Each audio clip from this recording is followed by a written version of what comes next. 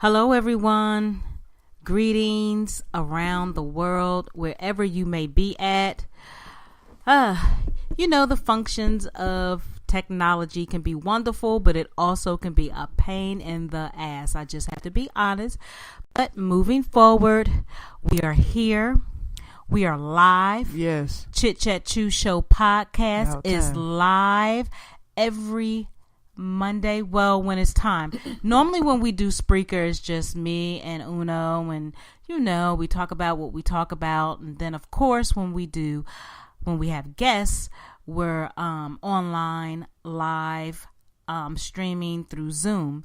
So we welcome you. I know I'm gonna be inviting some people to come and listen on to our show this evening. We are celebrating National Women's History Month.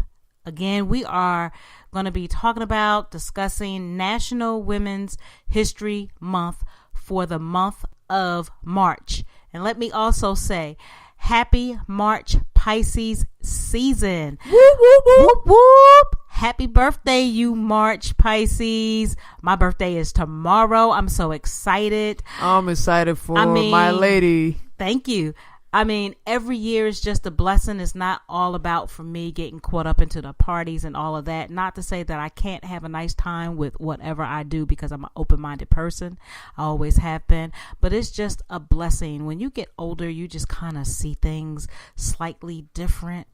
And I'm just grateful for just knowing that I can wake up regardless if I have pain or not.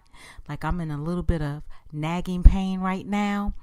But I'm just so grateful that I'm here, I'm alive, I'm breathing, just life. That's what my government name means, Aisha, life, or Aisha for those that call me Aisha. It means life, and it's prosperous, and it's just a lot of gratitude, appreciation, and just being humble. So tomorrow's my big day, and I'm just going to do whatever the hell I want to do after I get off of work, that is. You better celebrate. I should have took off of work, but it's all good. I need my bills. I got that trip to Vegas we going on. So let's introduce ourselves, because we didn't. So we did not. For those who don't know. So I am affectionately known as Jade, one of the co-hosts of Chit Chat Chew Show podcast, and the other co-host is? The other co-host is Uno. Everyone calls me that. So, I prefer to be called that, but, if you call me Una, I guess that's okay. But yeah, so I'm Uno, co-host of Chit Chat Chew Show. And we air every Monday from typically it's supposed to be from 7 to 9. Sometimes things happen. So technical difficulties. We apologize. So from 7 to 9 p.m. Eastern Standard Time. Also on the West Coast, it's 4 to 6 p.m. Pacific Standard Time. So we're just going to jump right into this, because we have some good ladies that we're going to be acknowledging, and it's so many, but we don't have that time frame for this show. But we just want to give you what we have. So we're going to start off with what is National Women's History Month? When did it begin? And who is being honored this year? So this is coming from the AJC.com website. Just to give you a little history, this year marks the 30th anniversary of passage of lawmaking March Women's History Month in the United States. And let me just say, though National Women's History Month is being recognized or honored in March, we do the damn thing year round. You know it. Year round. Of all backgrounds, of all communities, all races, gender identity, nationalities, etc., etc. Exactly. So again, this year marks the 30th anniversary of the passage of a law making March Women's History Month in the United States. The observation, which was born out of California School District's celebration of women's achievements, now is celebrated across the country and includes parades, lectures, health screenings, art exhibits, and other activities that highlight women's contributions to society. Here is a look at the history of the movement, why it's celebrated in March, this year's theme, and the National's Women's History Project honorees. What is it? It says here before I click on it, Women's History Month is a celebration of women's contribution to society. So I'm going to click on that link and let's see what they have to offer us. Okay. Women's History Month is a month-long celebration of women's contributions to society and history. That is observed during the month of March in Australia, the United Kingdom, and the United States, and is observed during the month of October in Canada. In the U.S., it's been officially celebrated since March of 1987.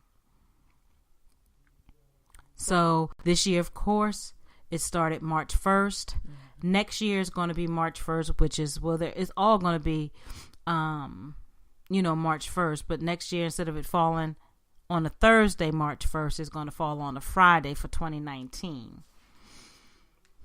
The history of Women's History Month goes back all the way to 1978. That is when a Sonoma, California school district participated in Women's History Week during the week of March 8th. March 8th is International Women's Day, so it seemed appropriate at the time to begin the celebration of Women's History Week around that day. While the participation of this Californian school district in Women's History Week didn't seem all that relevant at the time, it would become very relevant a year later in 1979. That is when a 2-week-long conference about women's history was held beginning July 13th, 1979. This conference was co-sponsored by groups such as the Smithsonian Institute, Sarah Lawrence College, and the Women's Action Alliance. And when they learned of the celebration held in that Sonoma school district the prior year, they decided to get to work to create a National Women's History Week. By February of 1980, their work had made it all the way to the White House, and a month later, U.S. President Jimmy Carter would proclaim March 8, 1980, as National Women's History Week. During his proclamation, he stated how both men and women helped build the United States, how women are the unsung heroes of history, and how their contributions are so often unnoticed by society in general. A year later, Senator Orrin Hatch of Utah and Representative Barbara Malusky co-sponsored a joint congressional resolution proclaiming Women's History Week beginning March 7, 1982. Over the next several years, schools all across the country began to expand Women's History Week into Women's History Month. By the time 1986 arrived, 14 states had declared the month of March as Women's History Month.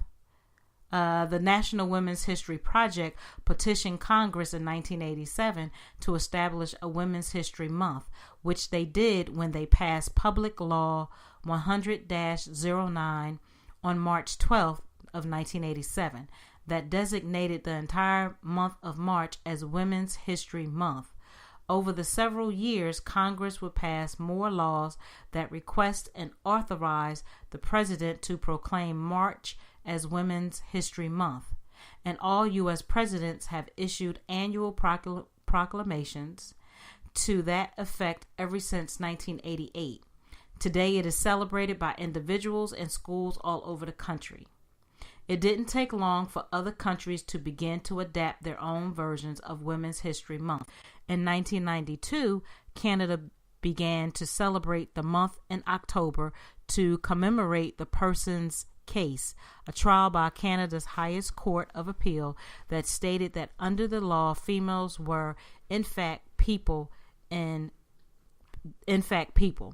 2000, Australia began to hold its own Women's History Month in March, and the UK followed in 2011.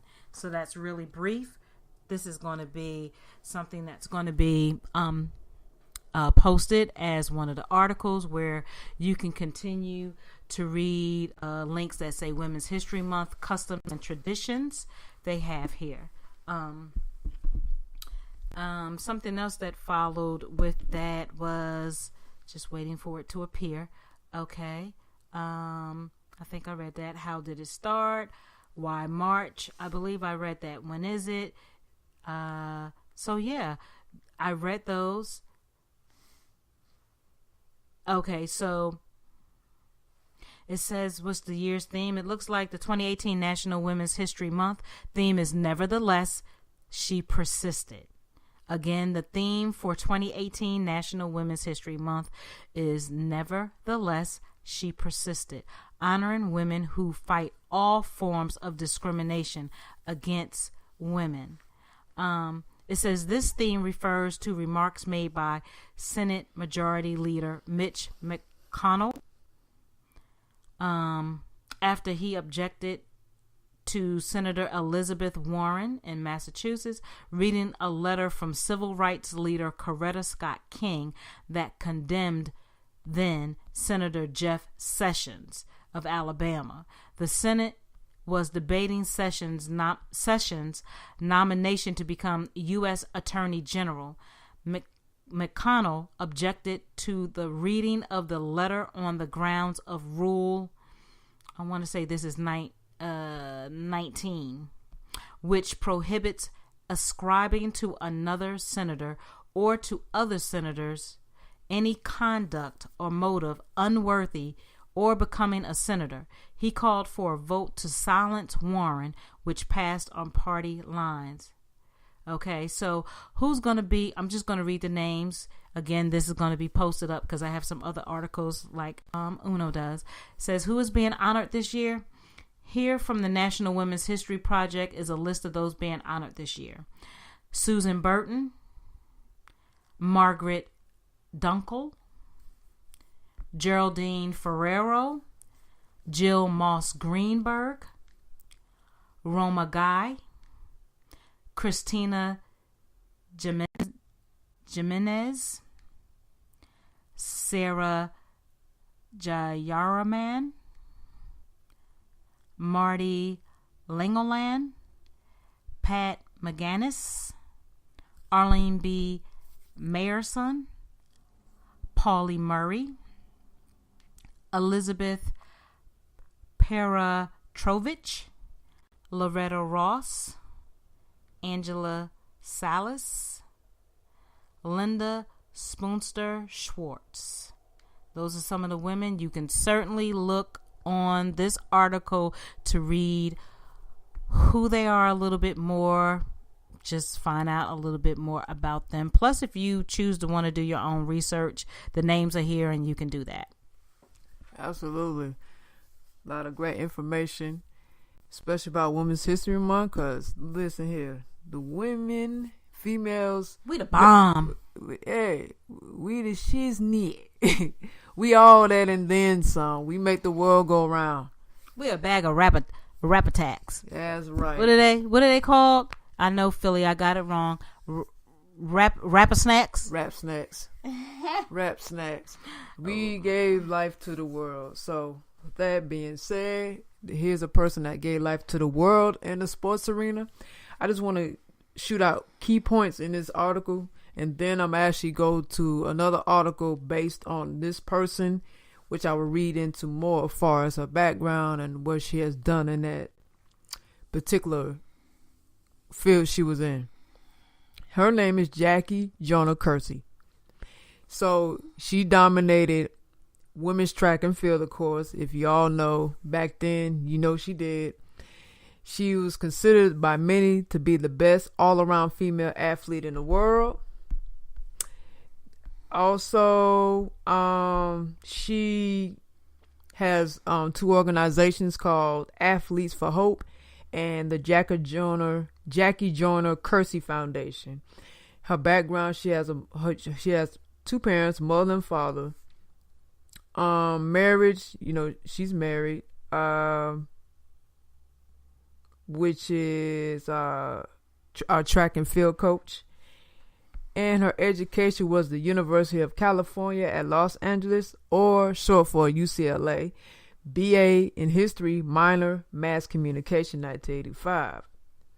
She has tons of honors. She has enough, there's a few here, like she has Women in Sport Trophy, International Olympic Committee. She has USA Track and Field. She has International Women's Sports Hall of Fame.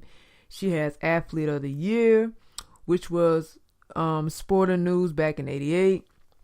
She was actually the first woman chosen for this honor, so that's a big deal in the sports world. Sportswoman of the Year, Female Athlete of the Year, Women Athlete of the Year, Broderick Cup, which is the top female collegiate athlete in U.S., American Athlete Union, which is short for AAU. Then she's represented for the USA in the Olympics, of course. If y'all know, back then, you already know. Her sport was track and field, of course, and she specialized in long jump, heptathlon. Now the Olympics, she won, 1984, Los Angeles, California, Seoul, Korea, Barcelona, Spain, Atlanta, Georgia. And she has more records, a few more here. She has a gold medal for the women's heptathlon, second. She had two second ones, actually. One for heptathlon and the long jump, which was in 1987, out of way of Rome, Italy. So she was out there. And then she had one in 1991. This for the long jump. This is her third IAAF World Championship, which was in Tokyo, Japan in 1991.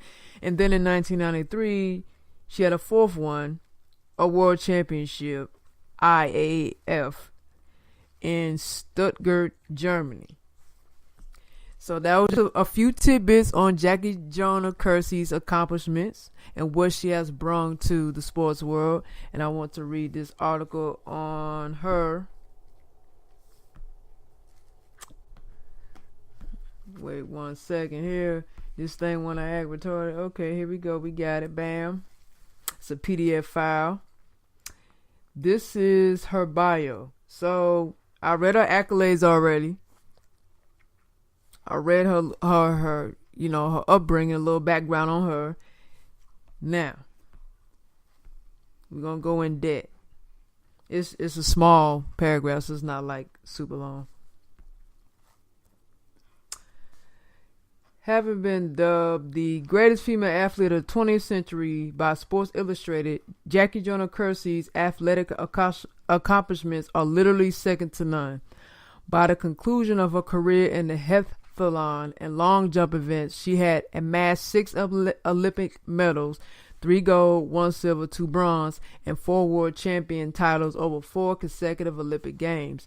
Jackie was the first woman in history to earn more than 7,000 points in the heptathlon, and today, over 20 years later, she still holds the world heptathlon record of 7,291 points. She continues to hold the Olympic and national records in the long jump, and her 1994 performance in the long jump remains the second longest in history.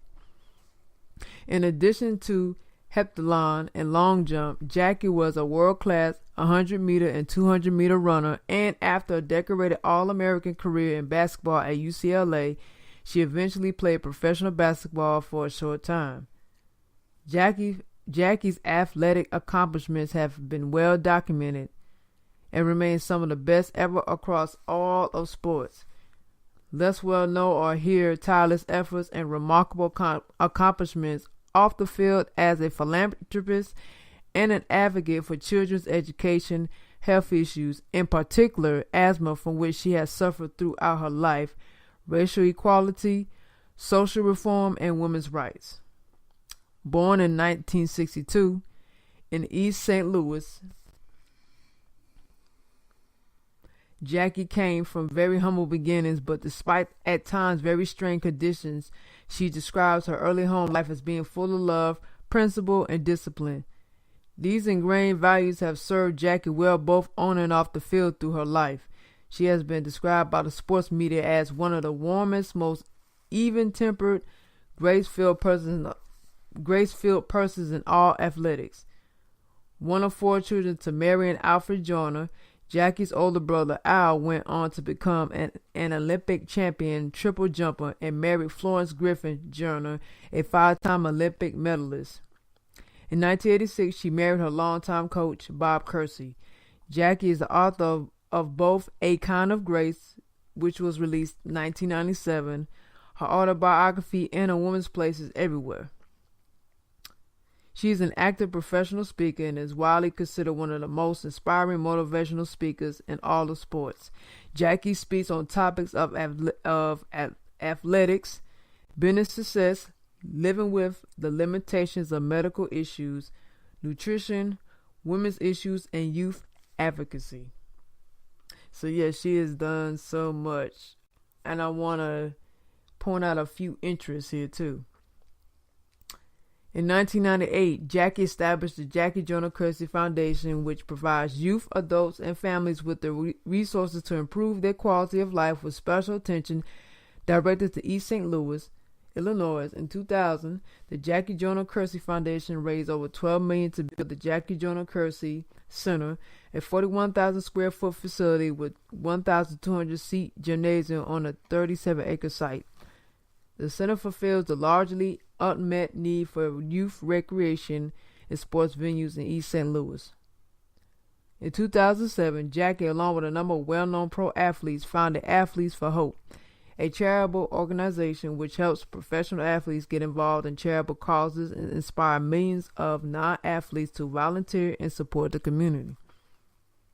Jackie attended UCLA, where in addition to track, she also starred in basketball and has been named one of the 15 greatest players in UCLA women's basketball history.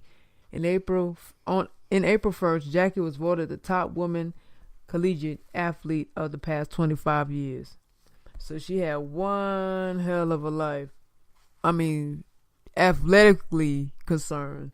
So that came from JackieJoynerKersey.com actually. So there's a PDF on there. So if you want to check that out, please do. And what I read from also before that article was www.thoughtco.com/JackJoynerKersey. Of course, me and Jay, everything we read, we're going to post it up on our Instagram, Facebook, whatever. So that way you guys can have access to this and read it yourselves. I'm getting down with eating. Yes, she is. Because I'm very hungry because I really didn't eat at work like that. So please forgive me if you hear any plastic bags or any type of noise in the background. I'm trying to be as discreet as possible, but I'm letting you know in advance I am hungry. So I'm eating. I have to keep up my strength, especially being diabetic. I have to keep up my strength. Mm-hmm. So, but that was so awesome. She's done so damn much. I mean, it's incredible. She has done a lot. She really has. I just love hearing She's unmatched, as far as I'm concerned. Yeah. She has really done a whole lot, which is so awesome. Women, again, of all shapes, sizes, ages, color, race. Like, it's so many women. It's not even enough time in the show to just cover all that. Cover so much. But if I find any other, I will certainly add it to what I already have and put it in an article. And please, by all means, read them. By all means, do your own research. Post it up on our Chit Chat Chew Show business page. You know, great women. Because there's so many. It's not just the black and white. This is for all of us. So all women. All women. Of all races. Absolutely. So, as a respect because I reside in Atlanta. We have a mayor, a woman. I'm going to read a little bit about her if you did not know. The 60th mayor that's here? I think so. I think she's the 60th mayor now. And her name is Keisha Lance Bottoms. She is the new mayor, the new Atlanta mayor for Atlanta, obviously. And so she hasn't been in that long. Again, her name is Keisha Lance Bottoms. I'm going to read a little bit about her because I'm learning her as well. Keisha Lance Bottoms is a compassionate leader and committed public servant. For nearly 18 years, Keisha has represented a large portion of the historic Southwest Atlanta community as a member of the Atlanta City Council. During her service on council, Keisha has sponsored groundbreaking legislation that has addressed the city's $1.5 billion unfunded pension liability and helped grow the city's reserves from $7.4 million to nearly $150 million in just over 5 years. She has also authored the toughest panhandling legislation in the history of Atlanta, which combines empathy with enforcement and has resulted in offenders receiving often needed social service to help break the cycle of recidivism. Keisha has worked with colleagues to achieve the goal of 2,000 officers within the Atlanta Police Department and to successfully balance the city's budget each year without increasing taxes. She has served as vice chair of the Public Safety Committee and as chair of the council's zoning committee. During her term as vice chair of the city's transportation committee, the Maynard H. Jackson International Terminal at Hartsfield-Jackson International Airport opened, solidifying Hartsfield-Jackson Place as the busiest airport in the world. Keisha also launched Invest in Southwest, a 360-degree urban planning initiative with the goal of revitalizing and expanding economic development within underserved communities.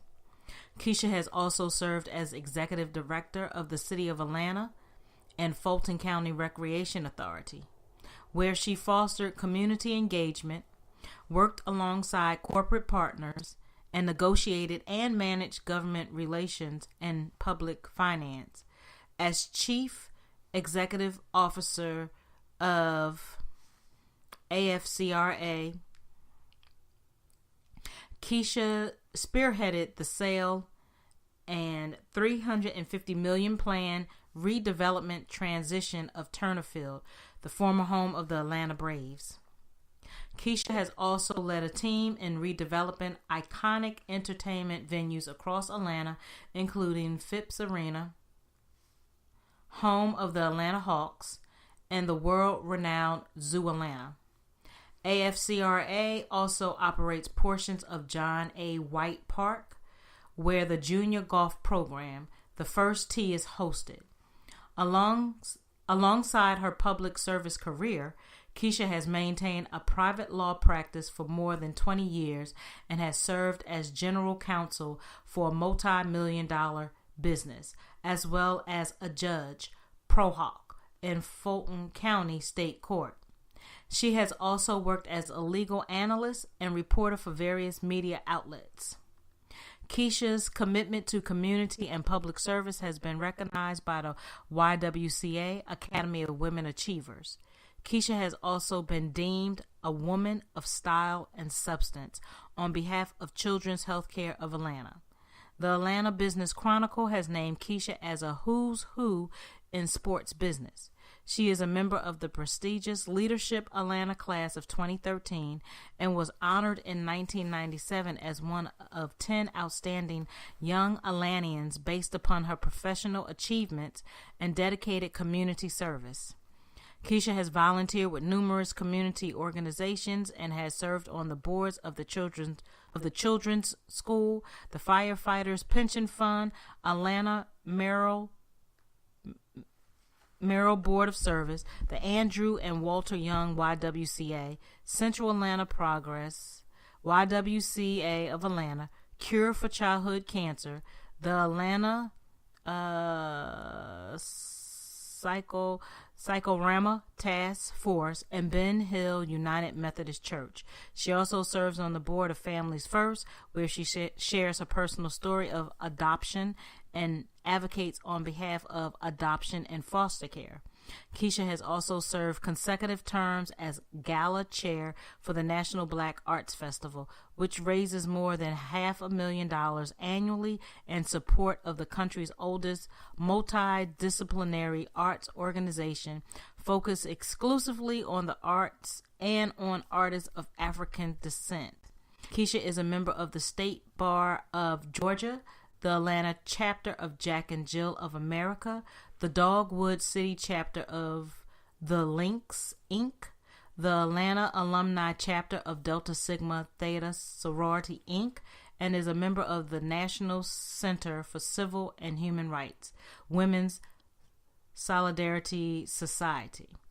Lastly, she is a graduate of Florida A&M University, magna cum laude. Yeah, you got it. Okay, and Georgia State University College of Law. Keisha is the daughter of the late American R&B singer Major Lance and Sylvia Robinson. She and her husband, Derek W. Bottoms, have the privilege of being the parents of 4 wonderful children. So I definitely did not know that about Keisha Lance Bottoms.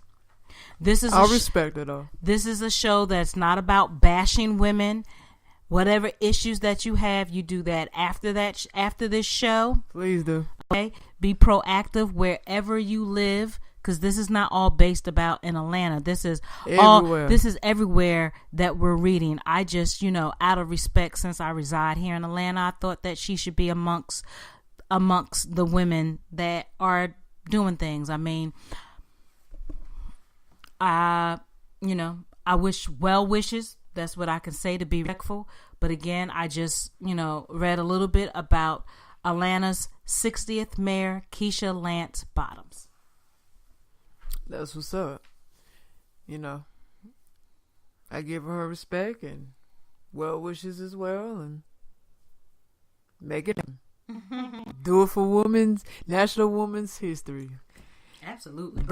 Be groundbreaking. That's all I'm gonna say. Keisha Bottoms, be groundbreaking. With that being said, we have a eternal groundbreaker who will forever be remembered in time for her incredible work that she's brought to the black nation. This is nothing against other races, but I got to speak facts. I got to keep it real. What she's brought to our people is very important, and we must know this. We got to respect her. Since you talked about respect, this is a person that should never be forgotten. This is a person that should always be respected, regardless if you agree with everything she said or not. This woman put her life on the line, and she's an elder to our community. That is a true elder, a female elder to us. And the person that I'm talking about is Dr. Frances Cress Welsing, and I want to honor her tonight.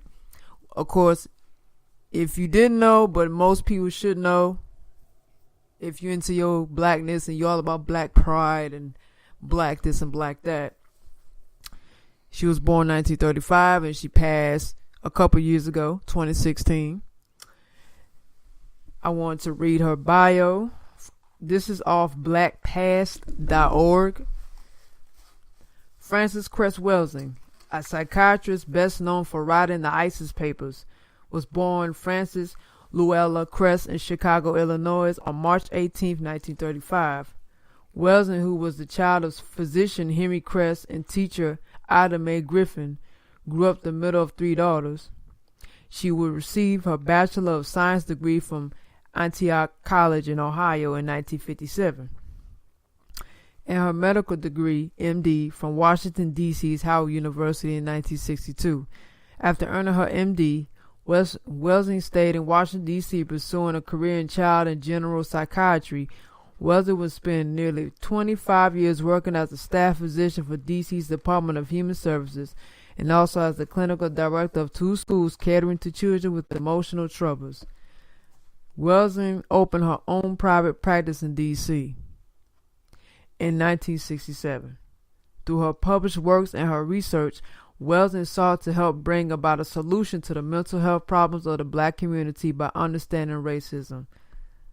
Wellesley published her first major work, The Crest Theory of Color Confrontation, which I need to go ahead and get that book. That's one I'm missing out of the collection. Must read, must have, people, so let's support that. As an essay in 1974 while assistant professor at Howard University. In a controversial essay, Wellesley argued that the drive for white supremacy and superiority stems from a pervasive feeling of inadequacy and inferiority. Wellesley claimed that whiteness was in fact a deficiency, melanin which generates skin color. In short, white people in America could not cohabit peacefully with their black peers, according to Wellesley, because of a deep-seated jealousy of people with melanin and their embrace of racial supremacy to accommodate these feelings. Which is true. We see it every day. The essay proved controversial and, according to Wellesley, prevented her from not only gaining a tenure at Howard, but in fact losing her teaching post. In 1991, Wellesley published her most famous work, a collection of essays titled The ISIS Papers, The Keys to the Colors, which discussed in depth the issues of white supremacy and racism in the United States. In the ISIS Papers, Wellesley delved deeper in her theories of melanin deficiency among whites as the driver of racism, white supremacy, and white segregation. In the process of psychoanalyzing white racism, Wellesley also discussed the importance of recognizing racial behaviors and symbols among blacks that were psychologically damaging and which needed to be countered and destroyed. She listed among those behaviors homosexuality, which she claimed was a strategy for destroying black people.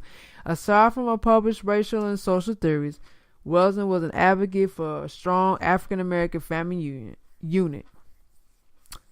She advised black men and women to delay having children until their 30s and instead taking the time to thoroughly educate themselves so as to rear the next generation of high-functioning and disciplined black Americans who could challenge white supremacy. Frances Cress Wellesley died in Washington, D.C. on January 2nd, 2016 after being hospitalized for a stroke. She was 80 years old.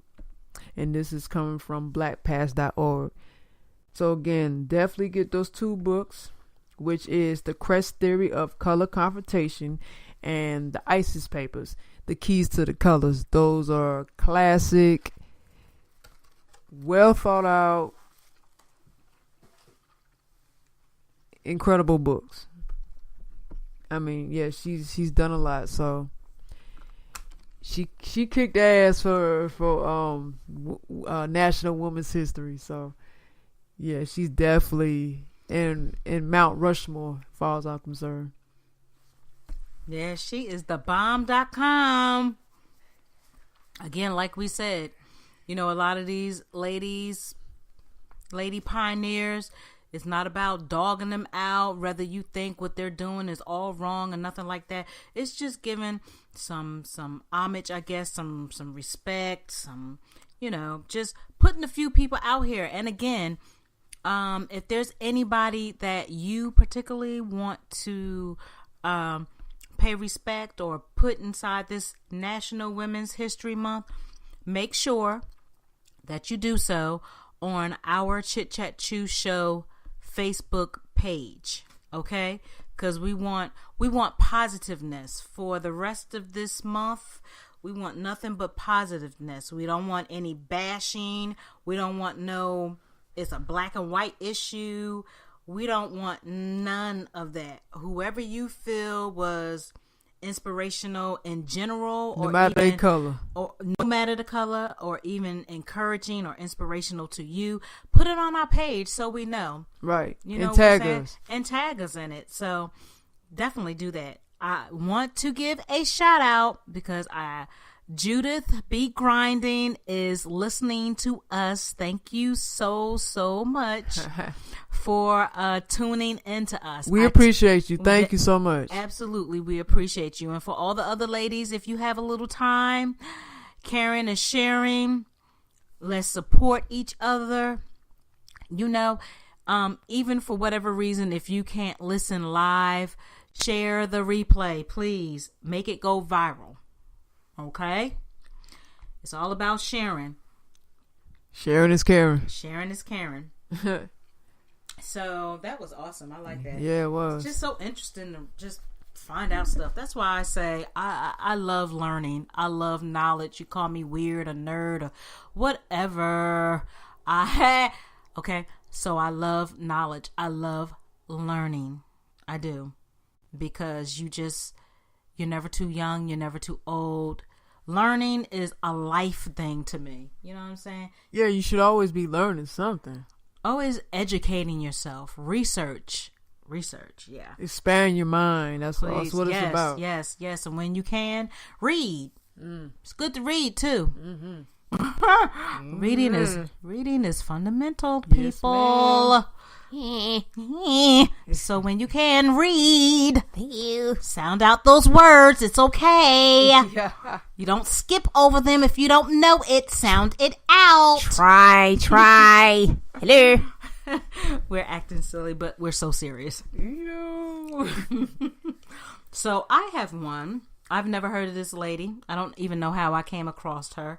So forgive me in advance if I say her name or read some of these things, some of these words wrong. So I'm going to try to sound them out. This is from goldmanprize.org. Again, Goldman, GOLDMAN, Prize, PRIZE.org. The Golden Environmental Prize. Her name is Berta Cáceres. Cáceres. Yeah, that's what it sounds like. Okay.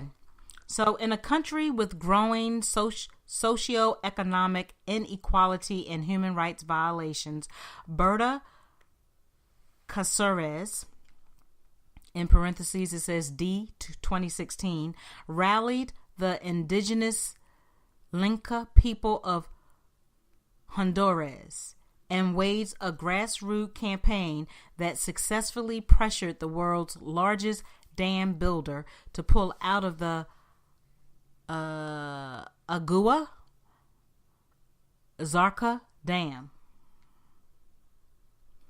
Since the 2009 coup, Honduras has witnessed an explosive growth in environmentally destructive mega projects that would displace indigenous communities. Almost 30% of the country's land was earmarked for mining concessions, creating a demand for cheap energy to power future mining operations. To meet this need, the government approved hundreds of dam projects around the country, privatizing rivers, land, and uprooting communities. Among them was the Agua Zarca Dam, a joint project of Honduran company DESA and Chinese state-owned Sinohydro. Sinohydro, the world's largest dam developer, slated for construction on the sacred Gucarcu River, was pushed through without consulting the indigenous Lenca people, a violation of international treaties governing indigenous peoples' rights.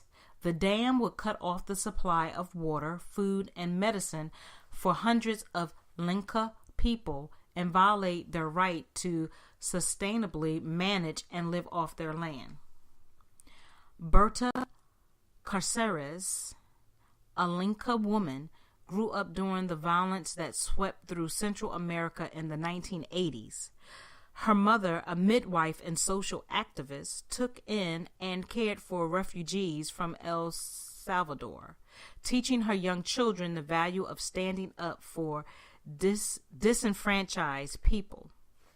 Caceres grew up to become a student activist, and in 1993, she co-founded the National Council of Popular and Indigenous Organizations of Honduras to address the growing threats posed to Lenca communities by illegal logging, fight for their territorial rights, and improve their livelihood.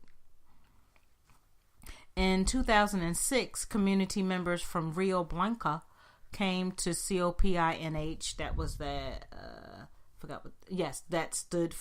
stands for National Council of the Popular and Indigenous Organization of Honduras.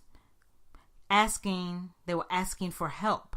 They had witnessed an influx of machinery and construction equipment coming into their town. They had no idea what the construction was for or who was behind the project.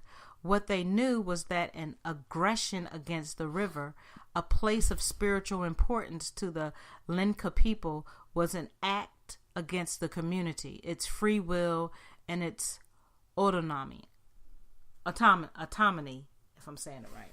Where you look at? Is that autonomy? Where you see that at? Autonomy. Okay. Where you see that at, though? I got it. I know, but where you see that? So I want to and read a little bit more. I'm sorry. It was here. While you're huffing and puffing. Okay. All you had to do is show it. We pick with each other, but just go with it. Yeah. With mandates from local community members at every step of the way, Caceres began mounting a campaign against the Agua Zarca Dam. She filed complaints with government authorities, bringing along community representatives on trips. She organized a local assembly where community members formally voted against the dam and led a protest where people peacefully demanded their rightful say in the project. I'm trying to get down because this is okay. Okay, we good. I just want to respect the time. The campaign also reached out to the international community, bringing the case to the Inter-American Human Rights Commission and lodging appeals against the project's funders, such as the International Finance Corporation, IFC, the private sector arm of the World Bank. Ignoring these appeals, the national government and local mayors forged ahead. They doctrined minutes from a community meeting to paint a false picture of unanimous approval for the dam and offered cash to local people in exchange for their signature on documents declaring their support. In April of 2013, Caceres organized a road blockade to prevent DESA's access to the dam site. Using a carefully organized system of alerts to keep everyone in the loop, the Lenca people maintained a heavy but peaceful presence, rotating out friends and family members for weeks at a time. For well over a year, the blockade withstood multiple evictions, attempts, and violent attacks from militarized security contractors and the Honduran armed forces. Honduras' violent climate is well known to many, but few understand that environmental and human rights activists are its victims. Tomas Garcia, a community leader from Rio Blanco, was shot and killed during a peaceful protest at the dam office.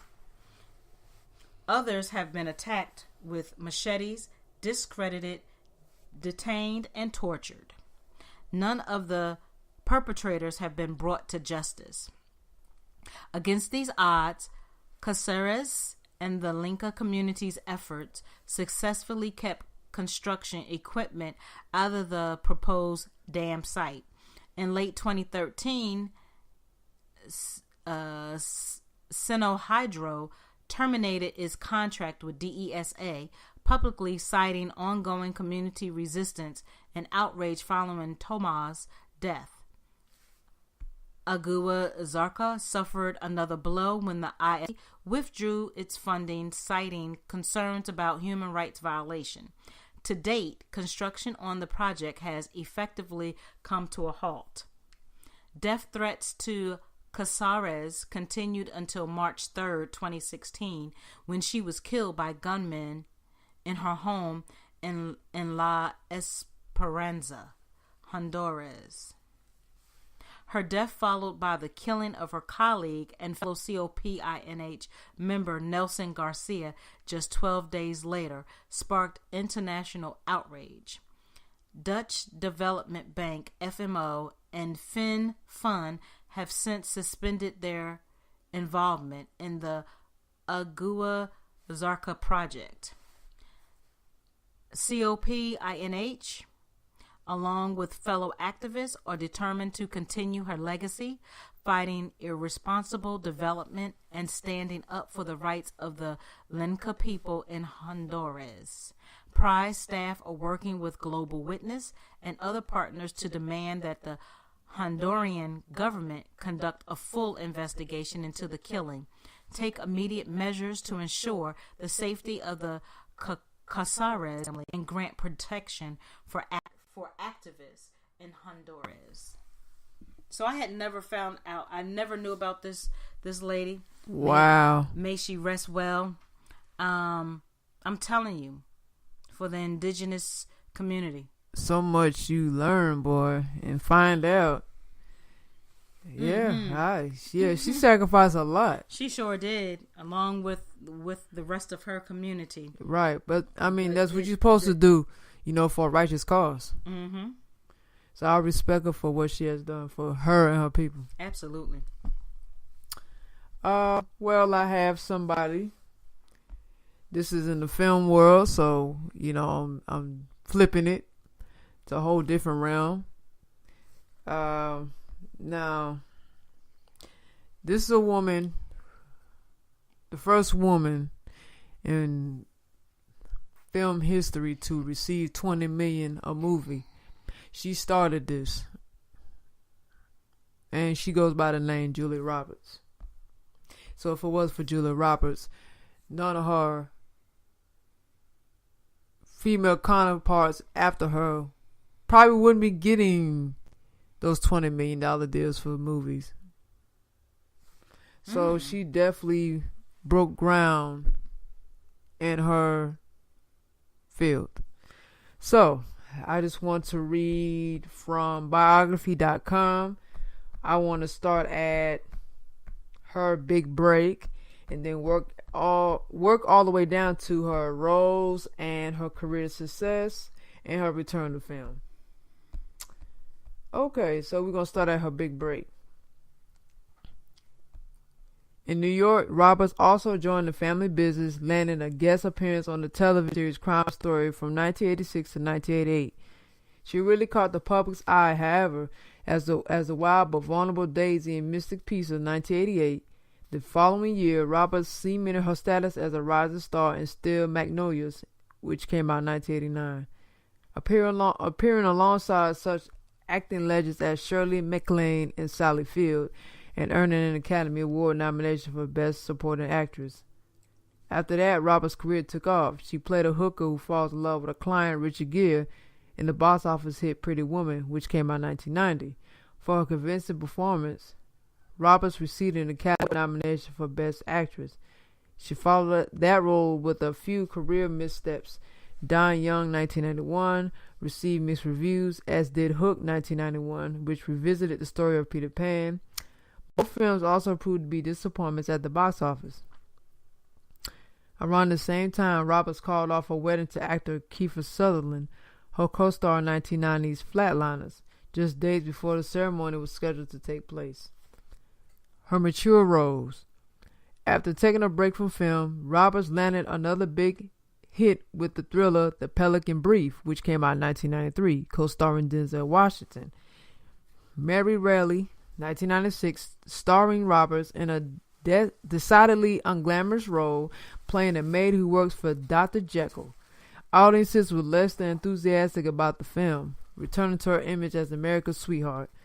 Roberts dominated the box office with such romantic comedies as My Best Friend's Wedding, 1997, with Dermot Mulroney, and Notting Hill, 1999, with Hugh Grant. Her star appeal even helped draw audiences to the critically panned Runaway Bride, in which Roberts again joined up with her Pretty Woman co-star Gere. In 1997, she starred alongside Mel Gibson and Patrick Stewart in the thriller Conspiracy Theory. Roberts' dramatic breakthrough in 2000, delivering a powerful performance as a gutsy, struggling single mom, serving as the title character in the Erin Brockovich. In the film, which is based on a true story, Brockovich helps lead a fight against a California power company that alleged poisoned a small town's water supply. Roberts won several awards for her performance in the project, including her first Oscar. Her $20 million salary for the film was also a Hollywood milestone, making her first woman to receive such a hefty sum.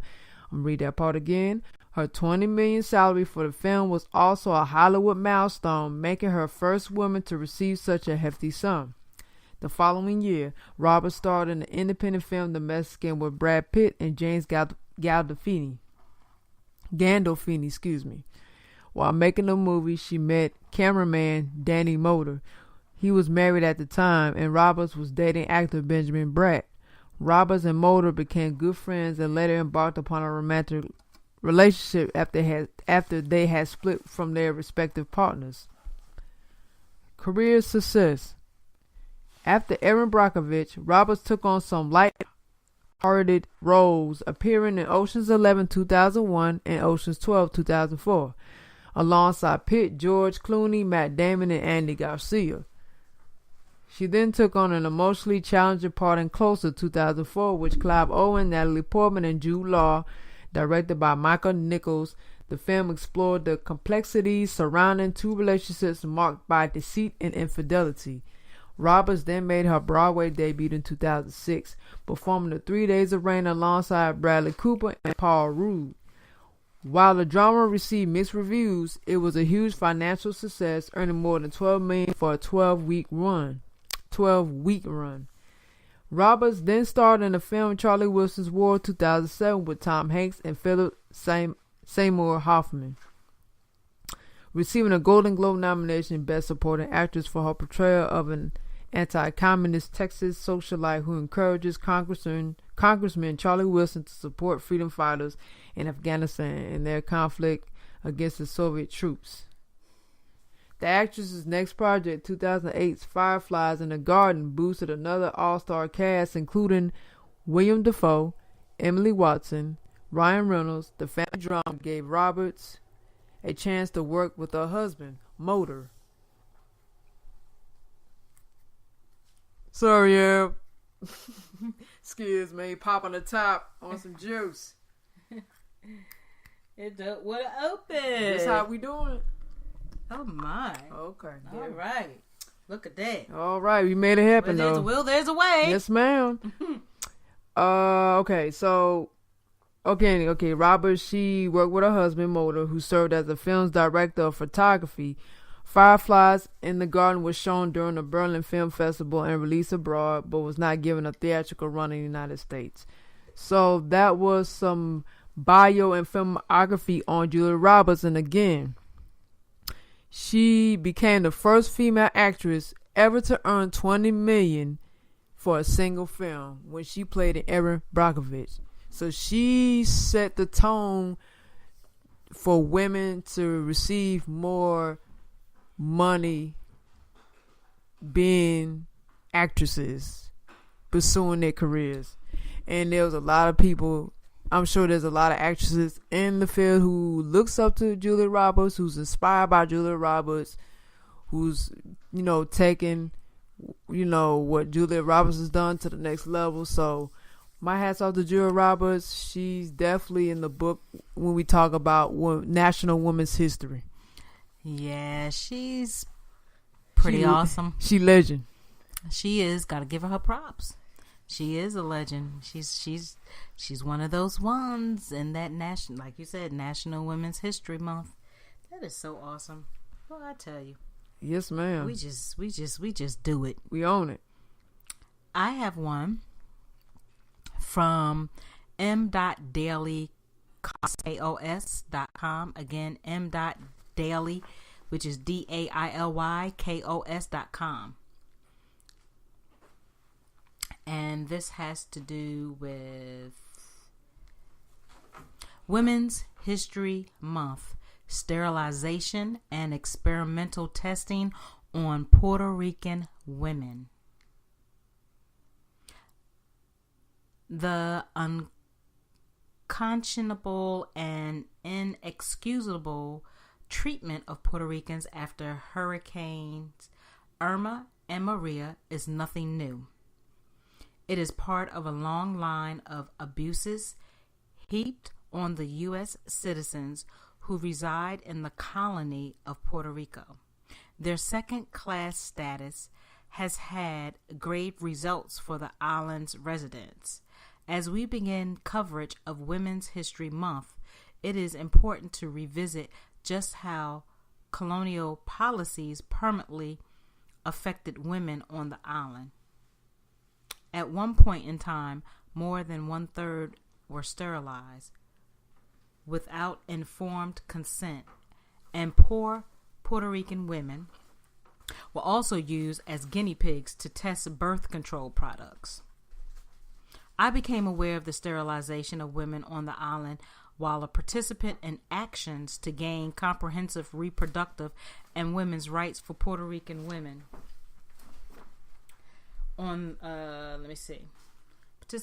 Participate in action to gain comprehensive reproductive and women's rights for Puerto Rican women on the mainland and on the island during the rise of the Young Lords Party, YLP, in the late 60s and early 70s. Raquel Richards wrote about this for Latina in 10 Ways the Young Lords Fight for Women's Rights. There's actually a link, and I might even, this might be showing me it here. So 1, the Young Lords called for an end to the forced sterilization of women. Where am I at? The Young Lords Court called for an end to the forced sterilization of Puerto Rican women on and off the island. In 1968, a survey revealed that 1/3 of all Puerto Rican women between the ages of 20 to 49 had been sterilized, many through coercive strategies that denied them access to informed consent. Viewing this as evidence that Puerto Ricans were targets for mass genocide through population control, the Young Lords protested against the massive sterilization program. 2, unlike other 1960s and early 1970s nationalist organizations like the Black Panther Party and the Nation of Islam, however, the Young Lords considered abortion a women's choice, and they demanded safe and legal access to the procedure. In fact, the group fought fervently for hospital reform so that poor and minority women who wanted to terminate a pregnancy could do so without risking their own lives with inadequate and dangerous services, which were standard in public facilities in communities of color. And 3, the Young Lords also fought for safe and legal contraception. Though they were anti-genocide, resisting coerced sterilizations and their women being treated like guinea pigs for birth control research, the Young Lords understood the nuisance of reproductive justice and developed a reproductive rights agenda that encompassed access to voluntary birth control. As a member of the YLP Women's Caucus, I worked in conjunction with hospital workers, doctors, nurses, and community members to change the abysmal health and hospital conditions in mainland Puerto Rican communities. To the best of my knowledge, we were the first revolutionary nationalist organization to address and develop a broad platform of reproductive justice, which included abortion rights. So this lady right here, looks like her name is Helen Rodriguez Trias, which she was born in New York in 1929. Helen Rodriguez spent her early years in Puerto Rico, returning with her family to New York when she was 10. Growing up as a Puerto Rican in New York City, she had experienced racism and discrimination firsthand. Rodriguez Trias graduated from the University of Puerto Rico in 1957, where she became a student activist on issues such as freedom of speech and Puerto Rican independence. Later, she re-enrolled at the University of Puerto Rico to study medicine, a field that combined the things I love the most, science and people. Dr. Helen Rodriguez Trias wanted to study medicine because it combined the things she loved the most, science and people. She graduated from the University of Puerto Rico in 1959 and moved to New York, where she married and had 3 children. After 7 years, she returned to the University of Puerto Rico to study medicine.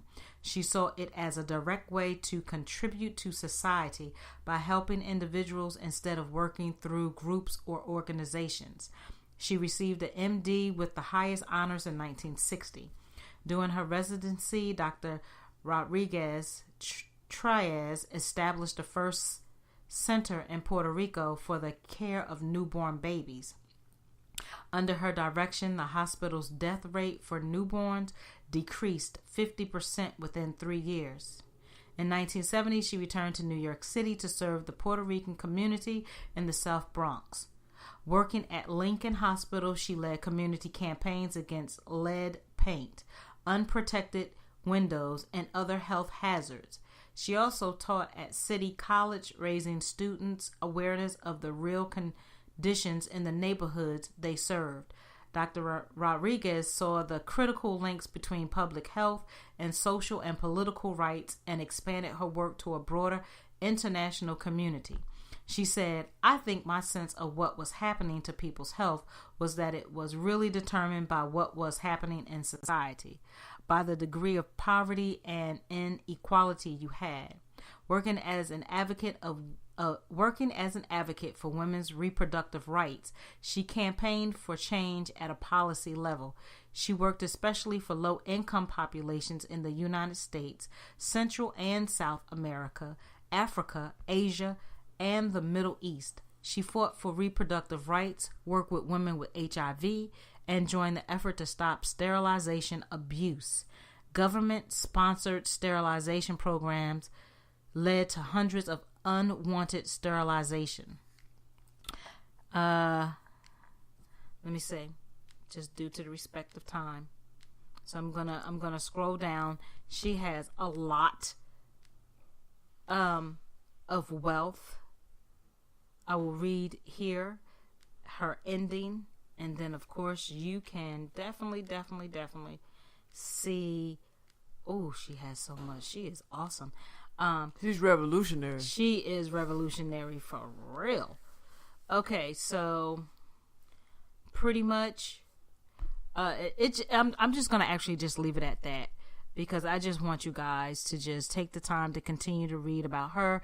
There's also some YouTube videos in here that I encourage you to look at, even if it was something in the past. You can still bring it to the current. So I just encourage you to just read this whole, because it has a lot of wealth and good information in it. So this is going to be posted up as we said, and this was coming from the m.dailycosts.com. Man, she done so much. Yes, in a very powerful way. Mm-hmm. Oh yes, I love strong women too. I love my strong lady. That's right next to me. Thank you. I appreciate you, and I respect and love you as well for what you do. Thank you. Appreciate it. You're welcome. You're welcome. So what you got? Since we talking about revolutionary people, ooh, yes, I'll pull one out the hat for y'all. Yes, Hunty. She was a firecracker, Harriet Tubman.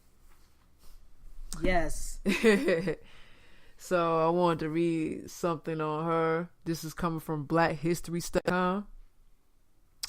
Let me see. Make sure I didn't. Okay, so I wanted to read this quote from Harriet Tubman because it speaks volumes, not just of the past, but it even speaks volumes now. That where some of our people are mentally at now. Okay, so here when I say this, her quote: "I freed 1,000 slaves. I could have freed 1,000 more if only they knew they were slaves." So we have a lot of cooning going on and selling each other out. And then when come time for the revolution, and then the ones that really stand for their people, you got the ones who don't want to revolutionize, who don't want change. So what they had to do, they had to separate themselves from that. However that may look to some, whether that's violence, whether that's just a personal choice as far as a decision they might just not even associate with them, whatever that may be. That quote speaks volumes today. I just wanted to read that. And that's coming from the Black History Month Project.wordpress.com. I suggest you check that article out on WordPress. I'm not reading from that one. I just wanted to read that quote. I'm going to read from the first article I just mentioned. That's blackhistorystudies.com. Number 1. Harriet Ross was born into slavery in 1819 or 1822 in Dorchester County, Maryland. Number 2. Harriet Tubman's birth name was Araminta Ross and her nickname was Minty. Number 3. Harriet Tubman's mother name was Harriet Green and Harriet Tubman's father name was Benjamin Ross. Number 4. Harriet Tubman was married to John Tubman when she was about 24 years old. John was a free black man. Number 5. Harriet Tubman was a disabled person. She had narcolepsy or sleeping spells. She could fall asleep anytime and any place. This was caused by a severe blow to the head by a 2-pound iron weight thrown at another enslaved African, but it hit Harriet in the head when she was about 12 years old. Number 6. Harriet believed that her hair, which had never been combed and stood out like a bushel basket, might save her life. Number 7. After this accident, she started getting dreams. A devout Christian, she strongly believed her dreams to be indications from God. Number 8. In 1844, she married John Tubman, a free African American. Number 9. Harriet Tubman never had children. Well, never had any children. Number 10. Harriet Tubman freed herself in 1851 using the system known as the Underground Railroad. The Underground Railroad was a network of secret routes and safe houses used by enslaved Africans to escape to free states in Canada with the aid of abolitionists and allies who were sympathetic to their cause. Number 11. When Harriet Tubman found out that she had crossed the Mason-Dixon line and she was free, she said, "I looked at my hands to see if I was the same person now that I was free. There was such glory over everything. The sun came up like gold through the trees. Through the trees, and over the fields, and I felt like I was in heaven." That's how freedom feels. You do feel like you're in heaven. Number 12, After freeing herself from enslavement, and Harriet Tubman returned to Maryland to rescue other members of her family. Number 13. If you were an enslaved person and you would like to escape, someone would sing "Swing Low, Sweet Chariot" as a signal, and you would be smuggled that night to different safe houses until you reached the North or Canada, where you would achieve your freedom. Number 14. With Thomas Garnett, the well-known Quaker abolitionist of Wilmington, Delaware, she aided in liberating over 3,000 enslaved Africans. Number 15. Harriet Tubman was known as the Moses of her people. "Go Down, Moses" is a song she used to communicate her coming and going. Number 16. In all, Harriet is believed to have conducted approximately 300 people to freedom in the North Canadian Territory over a 15-year period. Number 17. The tales of her exploits reveal her highly spiritual nature, as well as a grim determination to protect her charges and those who aided them. She always expressed confidence that God would aid her efforts and threatened to shoot any of her passengers who thought to turn back. And we're going to have to go back to that sooner or later as people, because you're going to have your own people that's against you. And you're going to have those who are not for the revolution. You're going to have those who are for the revolution. And for those who are not down for the revolution, get taken out. Because, I mean, I understand it. I mean, there's no turning back. I mean, if people always talk about freedom, justice, equality, well, if you want to obtain that, it's not going to be handed to you. You have to fight for that. And if that means sacrificing yourself, then so be it. But again, a lot of our people is not there. They don't want a revolution. So nothing will get accomplished. But if they get in the way, they have to be taken out. It's just that simple. Back to her mini bio. Number 18. Harriet Tubman's husband dies during the Civil War. Harriet later marries Nelson Davis. 19. After the outbreak of the Civil War, Harriet Tubman became a soldier, spy, and a nurse. Number 20. Harriet was successful as a nurse due to her ability to cure men of dysentery by means of native herbs. Number 21. She was the first woman to lead an armed expedition in the war. She guided the Combahee River raid, consisting of 300 free African soldiers on 3 gunboats to liberate more than 700 enslaved Africans in South Carolina. 22. Despite this, she was later denied payment for her wartime service. Harriet Tubman fought for a military pension, but was only able to win a widow's pension of $20 a month on account of her second husband's service. 23. After the war ended, Harriet Tubman helped a biographer publish her life story. 24. Harriet Tubman was a dynamic public speaker and storyteller. 25. In her later years, Tubman worked to promote the cause of women's suffrage. Tubman traveled to New York, Boston, and Washington, D.C. to speak out in favor of women's voting rights. When the National Federation of Afro-American Women was founded in 1896, Tubman was the keynote speaker at its first meeting. 26. Harriet Tubman helped to organize the African Methodist Episcopal Zion Church. 27. At some point in the late 1890s, she underwent brain surgery at Boston's Massachusetts General Hospital as she was unable to sleep because of pains and buzzing in her head. She refused to be given anesthesia. Instead, she chewed a bullet during her surgery. She had seen the Civil War soldiers do this when their limbs had to be amputated. 28. Harriet Tubman spent her last years in a home called the Harriet Tubman Home for Aged and Indigent Negro, which she established in Auburn, New York. 29.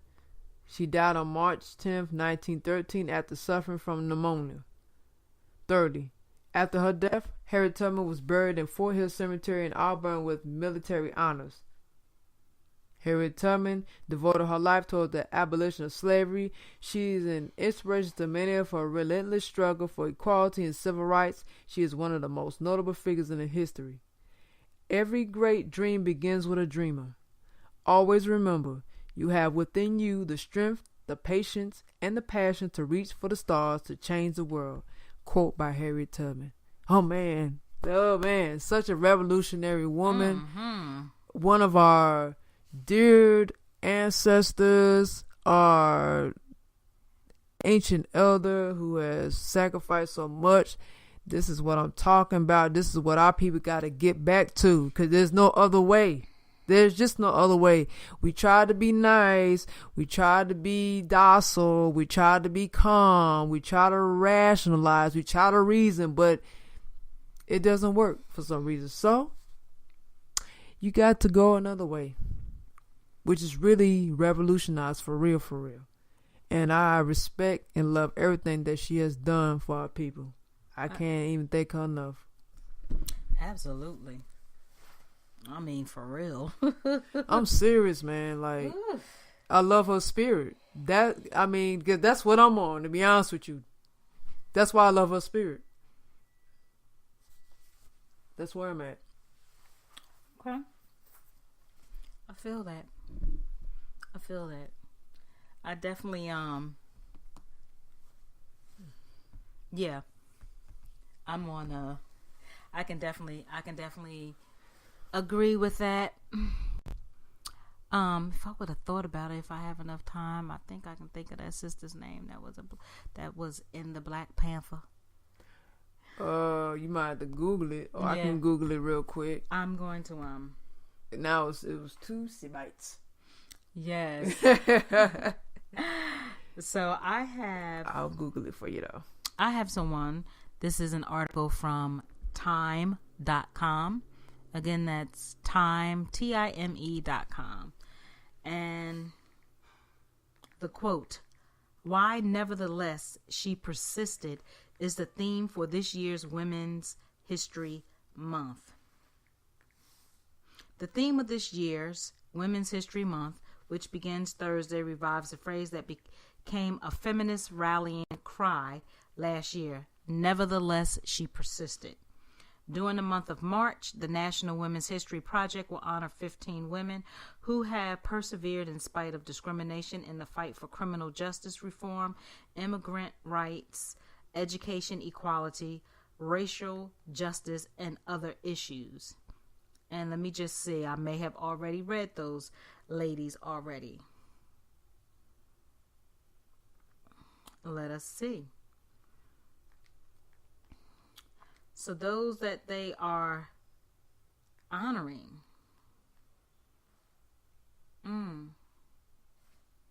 Okay. So this year's National Women's History Project's 2018 honorees. This is coming when I clicked on that 15 women.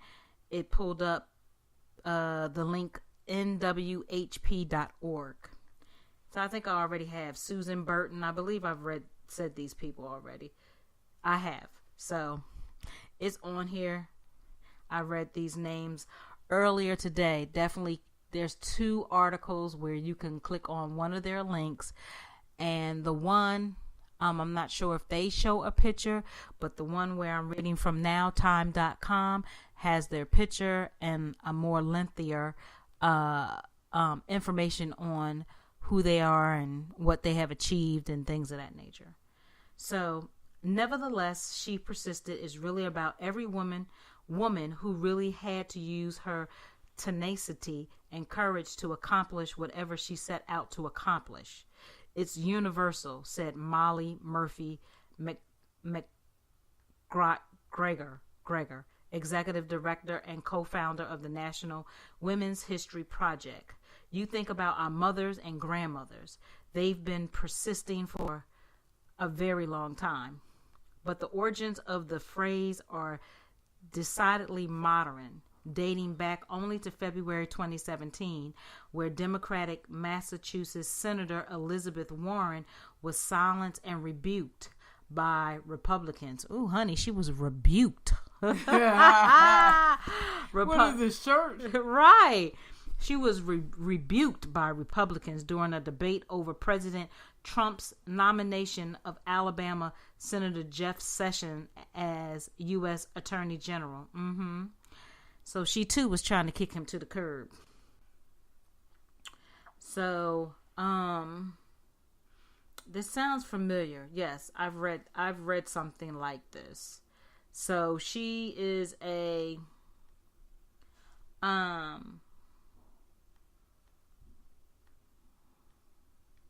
okay, let me backtrack, because I've read something like this in a previous article, because I remember this 1986 letter that was written by Coretta Scott King in opposition to Sessions' appointment as a federal judge.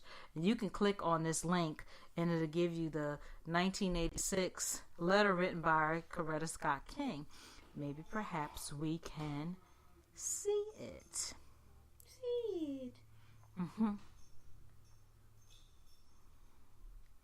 Okay. So this is the Coretta Scott King letter that Elizabeth Warren was prevented from reading in the Senate. Let me see. Let me see if they have this letter. I'm trying to see if it's going to pull up the full text. Okay, so we're going to read it. Okay, we're going to read it.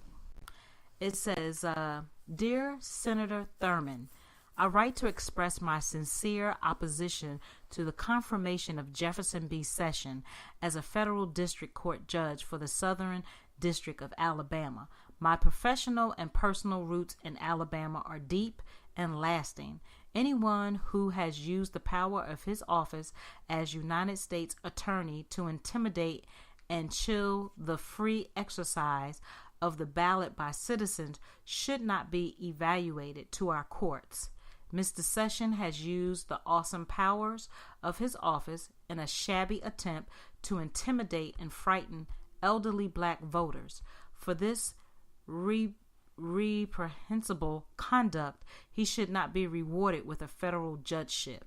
I regret that a long-standing commitment prevents me from appearing in person to testify against this nominee. However, I have attached a copy of my statement opposing Mr. Sessions' confirmation, and I request that my statement as well as this be made a part of the hearing record. I do sincerely urge you to oppose the confirmation of Mr. Sessions. Sincerely, Coretta Scott.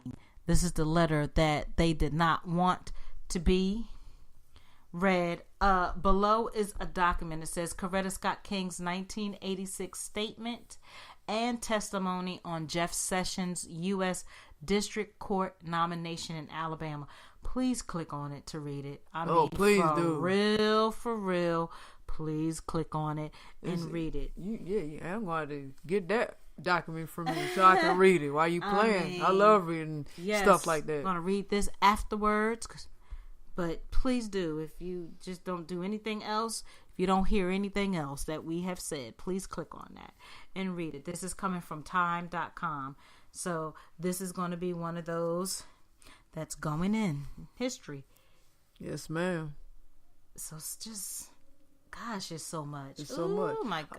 I want to digress real quick because you asked me a question and here is the answer that you was looking for. Oh yes, Kathleen Cleaver.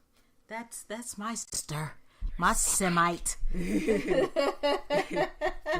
Yes. Yeah, I gotta read her. Well, we can post her up. Yeah, we can definitely post her up. Yeah, because she was one of those. She was a professor of law, just in case people didn't know that. But she was widely known for her involvement in the Black Panther Party. That's no secret. So, yeah. Mm-hmm. Is there something else that you wanted to read before we proceed? No, you can go ahead. Okay. Well, I ain't pulled it up yet, so. Okay. But I have it right here. Never mind. Okay. Okay, 1 second, guys. I'm pulling it up now. I'm going to read actually on a artist. She is a young legend. She has changed the game musically and creatively. And she goes by the name of Aaliyah Houghton, okay? She's one of the best all-time selling young artists of her generation. Okay, so I'm going to read her bio. I mean, there's a lot here, so I will get to it. Okay, so here we go. This is coming from her website, www.aaliyah.com. Her name is spelled with 2 A's, not 1 A. But please check it out on her website. Actually, one of my favorite R&B artists of all time. We talk about young talent. So I wanted to cover her for Women's History Month. Well, National Women's History Month. Excuse me. When considering Aaliyah's track record, it's befitting that her name means the highest, most exalted one, the best. Her parents, Diane and Mike, decided on the name based on the high hopes and expectations they would have if they had a daughter. Her success as both a recording artist and actress actually makes the name of a self-fulfilling prophecy. Aaliyah made her dreams come true at age 22. She not only had a very successful recording career, but also established herself as a motion picture actress and an accomplished businesswoman. From an early age, Aaliyah found satisfaction in her music. When she didn't win the youth vocal competition on Star Search as a preteen, she didn't let it deter her from continuing to sing. In fact, at age 11, she landed a 5-night stint performing with Gladys Knight in Las Vegas. Born in Brooklyn, New York, she was raised in Detroit while also going home to New York frequently and eventually become a client with Abrams Artists. She graduated from the Detroit Performing Arts High School in 1997 with a 4.0 GPA. She credits her educational success to the support from her family, her mother, who was a teacher that homeschooled her, Dr. Sylvia Twyman, Dr. Denise Cotton, the Education Guidance Center, Dr. David Sneed, superintendent of Detroit schools, who approved Aaliyah's program with Dr. Cotton and her parents, and Jennifer Vandenbrooks, who also assisted in her education. College was definitely in the plans. When I told my parents that I wanted to embark along this path, says Aaliyah, they were with me all the way. They were the ones who shuttled me back and forth to my vocal sessions, dance lessons, private guitar play rehearsals at Jesuit Elementary School, and they even saw to it that the sets for the plays were transported to Mary Grove College in Michigan. What could be more important? In 1994, at the age of 14, Aaliyah released her first album, Ain't Nothing But a Number. It was an instant success. The first single, Back and Forth, was a top 5 hit on the Billboard Hot 100 and a number 1 R&B song. The follow-up single, which is a remake of the Isley Brothers' At Your Best, You Are Love, reached top 10 on Billboard Hot 100 and was number 2 at R&B radio. I still remember how nervous I was right before Back and Forth came out, she says. I kept wondering if people would accept it. When I went gold, I had my answer. It was such an incredibly satisfying feeling. The acceptance of her music inspired other female teen singers to follow in her footsteps. Her taste in fashion still influences her fans and other artists. Teen Vogue once wrote Aaliyah set the prototype for the young female artists of the 90s. Her trademark baggy pants and oversized shirts simply reflect the sense of style she developed as a child. She always loved wearing her father and brother's clothes. She said she was never going to wear a dress or carry a purse. As we know, that eventually changed. Just remember the MTV Awards when she won her award and took center stage in Robert Cavalli dress with her beloved brother. They both were wondrous. In 1996, Aaliyah released her second record, One in a Million. The first single, If Your Girl Only Knew, went double platinum and contains Timbaland's signature syncopated beats and Missy Misdemeanor Elliott's poignant lyrics. 4-Page Letter and Hot Like Fire was also well received. I love working with Timbaland, Aaliyah says. He understands what I can do and always wants to try new things. We have a great chemistry. We are musically soul mates. Rashad wrote the video treatment for 4-Page Letter in 2 hours while studying at Hofstra University. Jermaine Dupri, Rodney Jerkins, Jay Dibbs, Daryl Simmons, KG, Vincent V.H. Herbert, and Craig King were also involved with producing One in a Million. The album was multi-platinum and an international hit. Aaliyah performed throughout Europe, Japan, and South Africa. In Tokyo, concert goers sang the words to all of her songs. In Paris, eager fans chanted her name before she took the stage. In 1998, Aaliyah had a huge hit with Are You That Somebody from the Dr. Dolittle soundtrack, produced by Timbaland. The song was infectious, known for its sampling of a baby crying. Fans particularly enjoyed the classy flamenco dance moves in the video that was choreographed by Fatima. They actually learned to dance by studying movies and going to flamenco specialists. Also that year, Aaliyah performed Journey to the Past for the motion picture Anastasia. Journey to the Past was nominated for an Academy Award for Best Song. Aaliyah performed it on the Academy Awards show that year, the year of Titanic. Aaliyah's motion picture debut in Romeo Must Die, produced by Joel Silver for Warner Brothers, is spectacular by any standards. Co-starring Jet Li, the film was a box office success and has led to Aaliyah's huge hit record, Try Again. The Romeo soundtrack sold millions of copies and spent weeks atop the Billboard soundtrack charts. What makes this even more extraordinary is that she was executive producer for the soundtrack. Aaliyah also had 2 other cuts on the record, including one with DMX. Aaliyah was working on her 3rd studio album and selected her next film roles from the many offers she was receiving.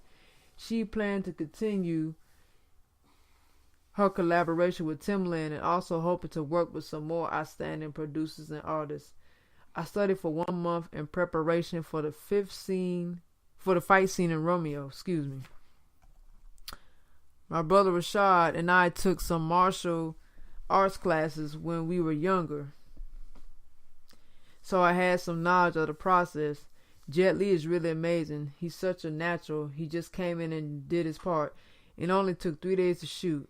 At the MTV Movie Awards this year, a lot of media asked me if there were any categories that I would like to see added to the awards. Actually, I would. Best Hug and Dance Scene. In the movie, Jet Li and I never have a kissing scene, but we do have a hot dance sequence. I will never forget the RMD, Romeo Must Die, team and their kindness towards me, my brother who was able to be on the set during his break from school, and to my mom and dad. Following up her box office success in Romeo Must Die, Aaliyah starred alongside Stuart Townsend, Vincent Perez, and Lena Olin in the 2001 film The Queen of the Damned, directed by Michael Rymer. Aaliyah played the title role of Akasha in the supernatural adventure based on the 3rd novel in the Anne Rice Vampire Chronicles. Aaliyah read all the chronicles and was intrigued by vampiric information. She even had the opportunity to talk to Anne Rice, who was pleased that she received the role. Aaliyah worked very hard for this role with her speech instructor and mime specialist, which is a person that can mimic a character's voice. Yeah, that's pretty much what it is. For movement, both were referred to her by her beloved acting coach, Harold Guskin, who was on the set for Romeo Must Die. Joanne and W.B. Barron worked with her on the set for Queen of the Damned. Aaliyah's last studio album reflected her growth as a person and as an entertainer. The self-titled album Aaliyah, released in July 2001, debuted at number 2 on the U.S. charts and sold over 2.4 million copies worldwide. Aaliyah featured the smash singles We Need a Resolution, More Than a Woman, and Rock the Boat. From a film career standpoint, Aaliyah had obtained roles in Matrix Reloaded and Revolutions. Honey, Sparkle, she met with Whitney Houston, whose company was producing Sparkle, and a true story that was based on an interracial love. She actually pitched it with one of her agents from CAA to Fox Searchlight. It was accepted with Aaliyah in the lead role, unadulterated business savvy at 22.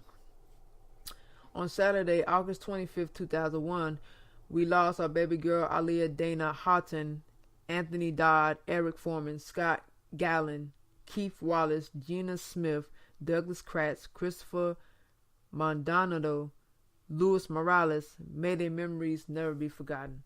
Aaliyah continues to have an impact on the world after her passing that fateful day in 2001. She was a person of virtue, honor, hard work, and love. She was a unique individual who gave all of herself in whatever she did, whether it was charity work, singing, acting, time with friends, signing autographs. Aaliyah lived her life with a smile on her face and love in her heart. To her family, friends, loved ones, and fans worldwide, Aaliyah will be missed but will always be remembered. A true angel in every sense of the word. She lives now in our minds, our hearts, and in the way we live we all live our lives. In her name, we strive to be the best and make our world a better place. So that's coming from her actual website, Aaliyah.com. Just click on her biography. I mean, yeah, she definitely impacted a lot of people. Mm-hmm. Not just fans, but in the music industry. And there's a lot of young R&B acts that came after her who was influenced or inspired by her. Or even people that was out around the same time as she was looked up to her or was influenced by her in some kind of way. You know, so I will say this. And this is no hate, but you gotta look at it for what it is. Now, be careful. Well, that too. But I was gonna say when at the MTV Movie Awards, and I think that's when D'Angelo was there because I think he performed, or I think he was just there. I can't remember which one. In that interview they had with Beyonce and Aaliyah. Now, that was supposed to be Aaliyah's spot, but due to untimely death, she was not able to carry on into what we see now where Beyonce is. I'm talking about level of success and having a huge career because of Aaliyah's career was cut short. Because she was the it factor then. Mm-hmm. Beyonce was just coming in scene. Even though she was with Destiny's Child, but Aaliyah was huge at the time. Mm-hmm. So I just wanted to put that out there. I mean, I respect both. I respect Beyonce. I respect Aaliyah. You know, but I did want to put that out there because that's just real and that's just what it is. That's the obvious, okay? But yeah, she's influenced a lot of people. She's touched a lot of people and she's loved by many. And she's one of my favorite R&B artists. We were talking about for the young generation. I'm not talking about older generation. I couldn't name an older female as far as R&B, but when we speaking of my generation, Aaliyah would be one of my favorite. So I did want to touch on Aaliyah. I want to do a music segment, you know, tonight, you know, because I'm into the music, I'm into the audio, so I want to bring that into the fold since we're talking about National Women's History Month. And she's definitely a young legend. Gone too soon, way too soon, way too soon. Young. And I hope she's resting well, wherever I hope wherever she's at, whatever paradise, whatever heaven, realm, whatever it is. I hope she is resting well. Ashe to Aaliyah. Ashe. So, I have some interesting facts, which is coming from Newsweek.com. Again, Newsweek.com. Women's History Month of 2018. 7 interesting facts about 21st century ladies. So this is not long. Let's see what's going on with this. In 1987, the National Women's History Project, NWHP, helped lead a campaign to launch Women's History Month, a time designated for recognizing accomplishments made by women throughout history. In honor of the month-long celebration, 7 inspiring facts about women today. Women are winning mayoral elections more frequently. In 2016, women secured more mayoral election wins in 18.9% of the U.S. cities with more than 30,000 residents, according to data from the Catalyst.org. CATALYST.org. Women are taking initiative within the business world. As of 2015, women in the U.S. own more than 9.4 million firms, generating $1.5 trillion in sales, according to the National Association of Women Business Owners, NAWBO. Women of color, however, own 2.9 million firms. Wow. Women tend to live longer than men. Females' longevity is seen across every country worldwide. That's actually true. This can be partly attributed to estrogen, a hormone that has protective capabilities. A transgender woman was elected to office for the first time ever, which was in 2017. Danica Rome became the first openly trans woman to be elected when Virginia voted her into the House of Delegates. The 32-year-old managed to beat Republican candidate Bob Marshall, who established a firm stance against the LGBT community. More women are joining the military. Today, women make up 15% of active military personnel. While the field is still dominated by males, this percentage is a small boost from the reported 11% enlisted in 1990. Women are increasingly enrolling in law school. As of now, women make up 50.3% of current law school graduates, according to a report from Law 360. However, these graduates are seeing fewer employment opportunities. They represent just 35% of lawyers at firms nationwide. Women in Hollywood are leading the charge against sexual harassment. More than 300 women working in the entertainment industry, from Natalie Portman to America Ferrera, joined forces in January 2018 to launch the Time's Up initiative to help put an end to sexual misconduct. To women in every industry who are subjected to indignities and offensive behavior that they are expected to tolerate to make a living, we stand with you. We support you, read an open letter. The movement has raised $20 million to date. So those are the quick little 7 facts from this Newsweek.com. That's awesome. About, facts from the 21st century ladies. That's real awesome. That's what's up. Well, we're going ahead and wrap this up. So do you have any other articles you want to read before we lead out?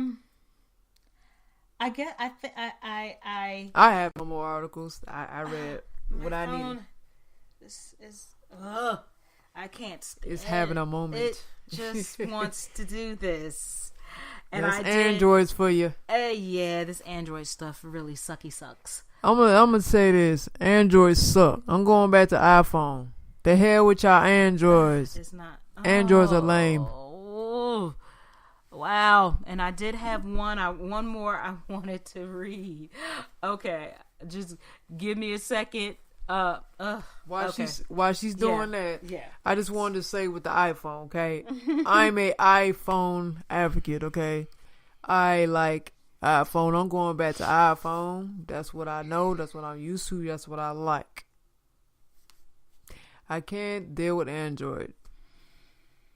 Yeah, Androids, they're horrible for me. They're horrible. I mean, don't get me wrong. iPhone has its little too, but I mean, I can do a lot with. I always when I always had iPhone, I did a lot. I was better off with it. I was well off. Even if it was a little slow when they come out with a new version, I was still okay until I got a new phone. But yeah, the Android, I'm with you on that. I can't deal. I'm sorry. I wanted to be different and see what the hype was about. It ain't about nothing. So therefore, I'm going back to Team iPhone. Oh wow, yeah, it could be very challenging. I'm trying very hard not to show y'all the real me for those that may have a perception of me in a different way. Trying to keep it cute and professional. Putting that mask on. Yeah, I'm trying to do better. I just want to, if it comes up, let's just ask for good fortune. It's gonna come up. Nam yo ho rinke kyo, nam yo ho rinke kyo, nam yo ho rinke kyo. Yes, you heard me chant, people. There you go. Okay, so real quick, hopefully it's real quick. I just want to say her name if she's in here. It's another article from time.com. And it has to do with... Oh, okay. Well, I'll tell you what. We're going to have you read this article. It's about how a woman exposed to discrimination in college sports before Title I want to say, is that Title 8 or Title 9? I know that's in Roman. I don't know. It might be 20 something. Title 8 or X, like Title but they say 19 or something like that. They use letters for numbers. Right. Now she's a Woman History Month honoree. So I just want you guys to... Her name is Margaret Dunkel, and I believe I said her name earlier. Say that again? Margaret Dunkel. So we're just going to leave that right where it's at. It's going to be posted along with the other articles that I didn't get chance to read, which is okay. Could you read a tidbit or not? Let's see. That's the way that this phone is acting up. I doubt it. So it's just going to have to, I apologize, ladies. It's just going to have to be posted. Yeah. Okay. So, excuse me. Bless you. Thank you. We appreciate Judith, if you're still on, for listening to us. Thank you for tuning into our show. And it's just so awesome how all these ladies have paved the way and are paving the way. Let's continue to do what we do in the most positive way. Let's not hurt each other, but support each other, because it's so important. Like, seriously, we've come a long ways. Let's continue to work on what we need to work on. So that's what I wanted to say about that. Absolutely. I totally agree with you. We got to keep the support going. So we're going to wrap this up. It's been a great show. We both learned so much along the way. Mm-hmm. I'm sure certain stuff we probably didn't know, but to add on, we also learned in the process. So now we're going to go ahead and mention our social media and our website and any other information, music concerned, guests is concerned. I guess I'll go ahead and start off with the typical sites I mentioned. Really? Or you gonna go ahead. No, go ahead. No. No, go ahead. Okay. I'll let Jay start it off. Oh, I mean with that. Yeah. Okay. So for our LGBT community, who we do not want to forget, because we are part of that community, and our allies, we thank you in advance. We are on Facebook at Lotus Monk Biz. Again, we are at Lotus Monk Biz. And let me just say this, and I know I've said it before, but my intuition and who I am, I know I run my yip, but I run it in the most positive, out of love. People, because we are lesbian women, and because we are Black lesbian women, and because we are a couple, we need to remind you that that's just an extra for us, especially being a lesbian couple. We are Black women first, okay? We're not gonna rub off on you. So if you happen to bump into us, like, chill out, y'all. Like, y'all do too much. It's way too much. We are here for business. We are here. That is it. We are here, just in a positive way. So please, I ask that for all future guests who want to come on, because you're going to find out, because we are who we are, and there's no need to hide anything. So when you do find out that we're lesbians, and not only lesbians, but we're a couple, please, we ask you in advance. If you are homophobic, it's okay. That's y'all.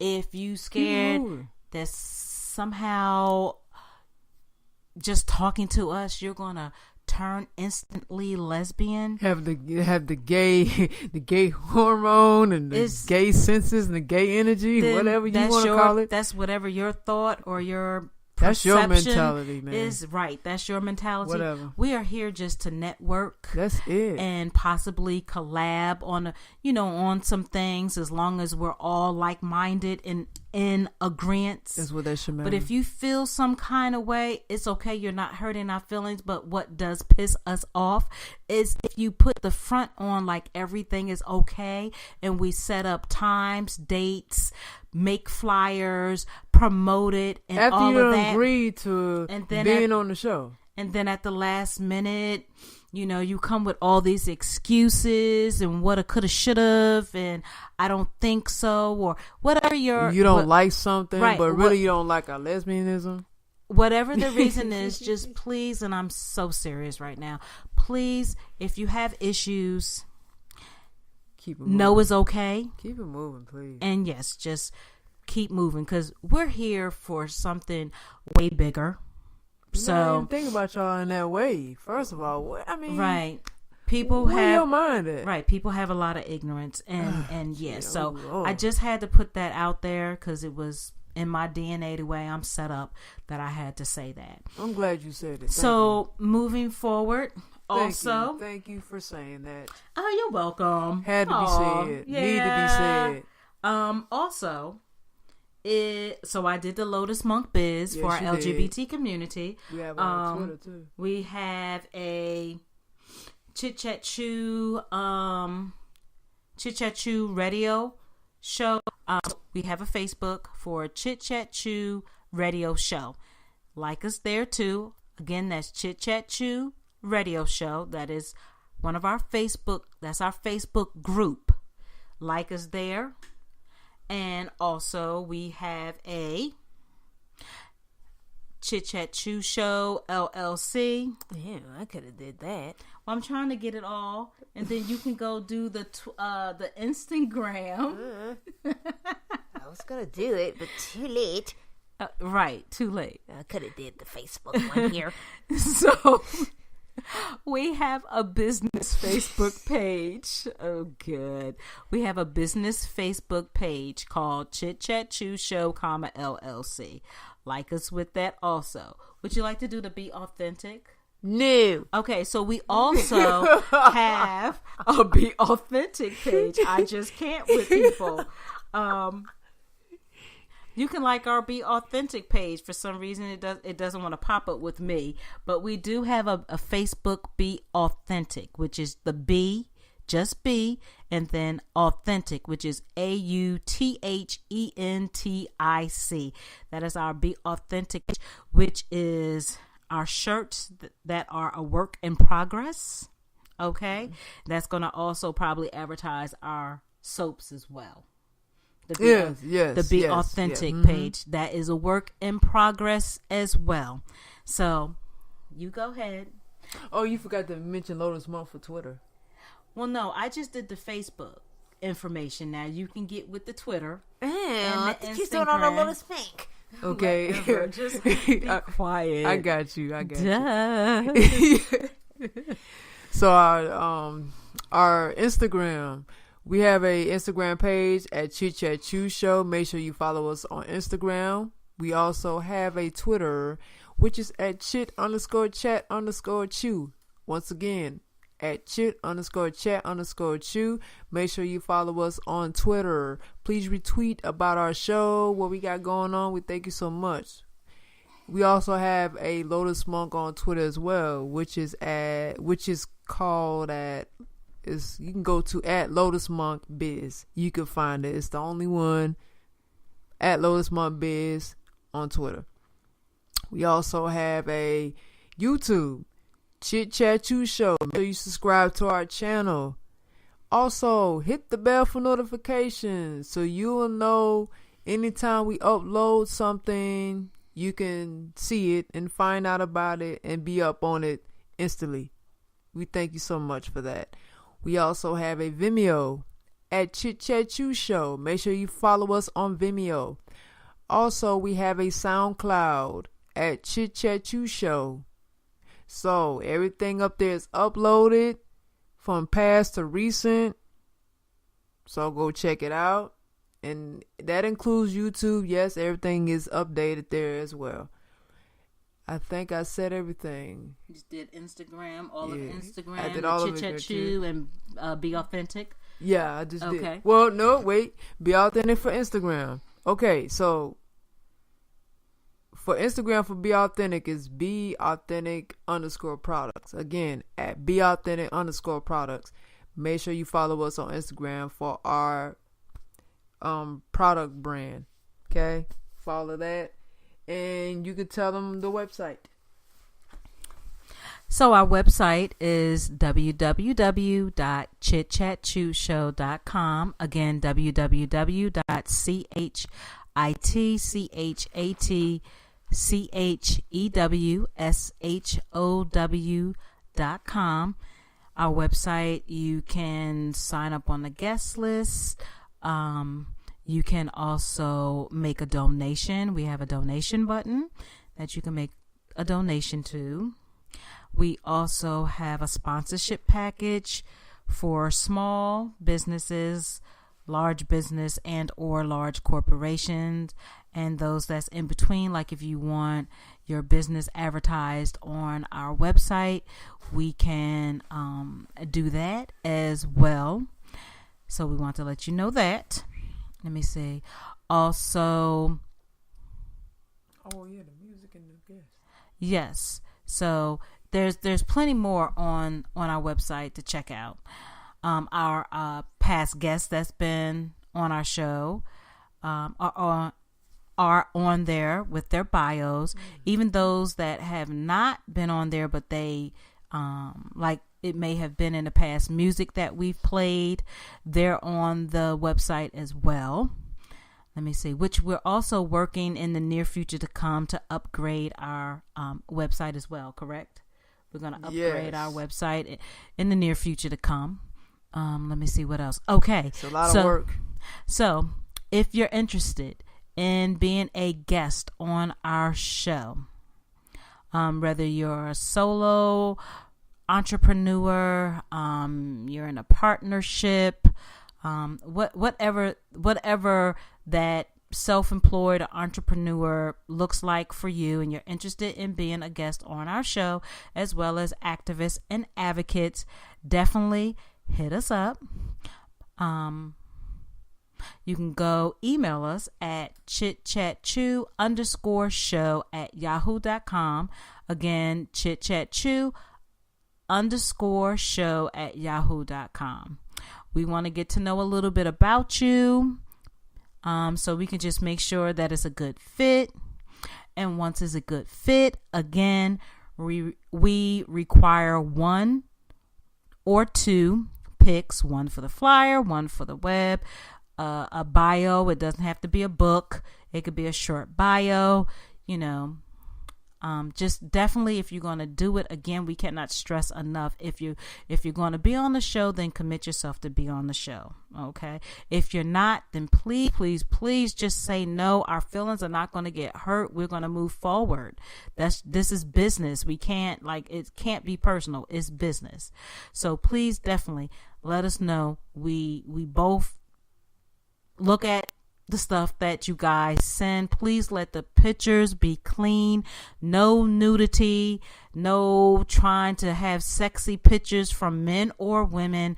Send us, because you're not going to be on the show. It's just tacky as hell. It's Please tacky stop. and very unprofessional. That's not how our podcast show is set up. So Una's going to tell you about the artist and how that works for her. Let me digress here about that. You said pictures. Now, people, stop taking so long to send a picture, okay? Well, we know we said professional pictures, but if you could send a decent picture, please send that. If you don't have, anybody to take you professional pictures, or you got to go pay for it, that's okay. Just take a nice, decent picture and be done with it. Stop taking so long to send a damn picture. Okay, I just wanted to say that and get that out the way.